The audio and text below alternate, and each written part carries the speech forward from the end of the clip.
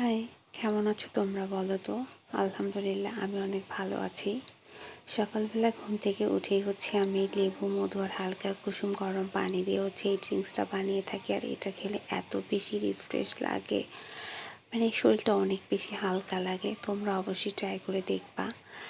এরপরে আমি খেয়ে দিয়ে আরিশকে নিয়ে স্কুলে গিয়েছিলাম, কারণ আজ ও অনেক দিন থেকে আসলে স্কুলেই যায় না, তাই ভাবলাম যে আজকে একটু স্কুলে নিয়ে যাই। আর ওয়েদারটা এত মেঘলা ছিল, হঠাৎ করে দেখি ঝুম বৃষ্টি শুরু হয়েছে। আর বৃষ্টির পরের ওয়েদারটা কিন্তু বেশ ভালো লাগে। আমি একটু ছাদে গিয়েছিলাম, গিয়ে দেখি এত সুন্দর ওয়েদার, এত ভালো লাগছে। বৃষ্টি নেই, বাট একদম অন্ধকার একটা আকাশ। তো এরপরে দুপুরে দেখি মা ঢ্যাঁড়স ভাজি করেছে, আর আমাদের সবার পছন্দের মুরগির হাতা চামড়ি রান্না করেছে। এটা খেতে কিন্তু অনেক বেশি ভালো লাগে, আমাদের বাসায় সবাই অনেক পছন্দ করে। খেতে কিন্তু দারুণ লাগে। অনেকের হয়তো এটা পছন্দ না, বাট আমাদের সবার না খুব বেশি ভালো লাগে। আর ঢ্যাঁড়স ভাজি তো আমার ভীষণ পছন্দ।